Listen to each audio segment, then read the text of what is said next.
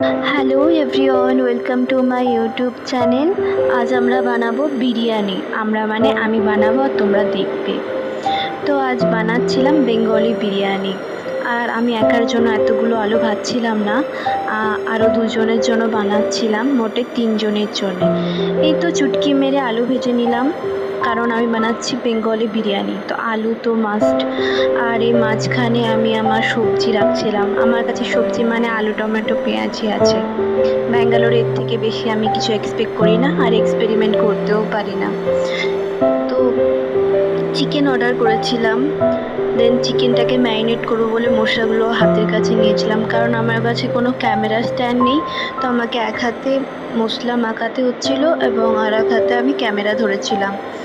একে একে আদা রসুনের পেস্ট, হলুদ গুঁড়ো, জিরে গুঁড়ো আর নুন আর সামান্য দই দিয়ে আমি চিকেনটাকে ম্যারিনেট করব।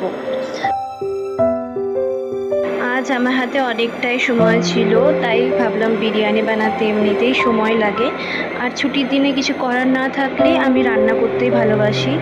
আজ আমার বিকেলে ছুটি ছিল যেহেতু, তাই জন্যই আমি রান্না করছিলাম। আর এটা আমার ফার্স্ট টাইম বিরিয়ানি রান্না ছিল না, আগেও দুবার করেছি, তো কোনো সময় রেকর্ড করতে পারতাম না। আর এই তো পাকামো মেরে আমি চামচ দিয়ে ম্যারিনেট করছিলাম যে আমি ভিডিও বানাচ্ছি, ইউটিউবে আপলোড করব। তো সেটা আর হলো না, তো আমি চামচ ফেলে দিয়ে আমি আমার হাতে ইউজ করলাম, কারণ হাতেই ভালো ম্যারিনেট করা হয়। প্রথমে ভেবেছিলাম যে আমি হয়তো কোথাও থেকে বিরিয়ানি অর্ডার করে আজকের দিনটা ভালোভাবে রেস্ট নিয়ে এনজয় করে বিরিয়ানি খাবো, কিন্তু ব্যাঙ্গালোরে বিরিয়ানির প্রাইস থেকে মনে হলো এর থেকে ভালো আমি বানিয়ে নিই। তো তাই জন্যই আমি আজ বিরিয়ানি বানাচ্ছি। আর আমি একার জন্য হলে বানাতাম না, তবে আরও দুজন ছিল আমার বন্ধু, তাদের জন্য বানাচ্ছিলাম। আর এই তো চুটকি মেরে আমি পেঁয়াজও কেটে নিলাম, কিন্তু ব্যাকগ্রাউন্ডে আমার চোখ দিয়ে ঝরঝর করে জল পড়ছিল, হয়তো আমি রেকর্ড করতে পারলে ভালো হতো। আর এই পেঁয়াজটাকে ভেজে নিচ্ছি, কারণ আমার মনে হয় বিরিয়ানিতে মেইন পেঁয়াজের বেরেস্তাটা খুব ভালো টেস্ট আনে। টমেটোও কেটে নিলাম। আর আমি চিকেন রান্না করার জন্য বসাচ্ছিলাম, তখনই মনে পড়লো বিরিয়ানি বানানোর জন্য বিরিয়ানির চালই নেই, আর কিছু মশলাও আনতে হবে।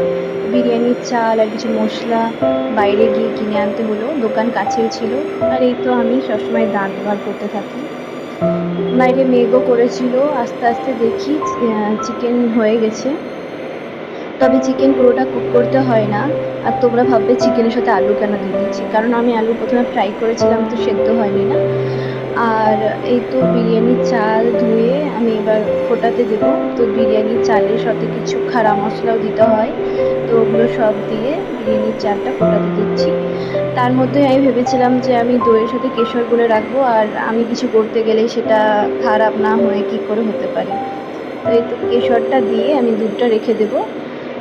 আর আমি আসার পরেই বৃষ্টি শুরু হয়ে গেছিলো অনেক জোরে।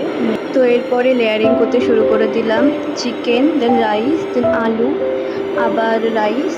এরপরে রাইসের ওপর বেরেস্তা আর কেশর দুধ যে গোলানোটা ছিল সেটা দিয়ে দিলাম। এটার সাথে একটু মশলাও মিক্স করে দিয়েছিলাম।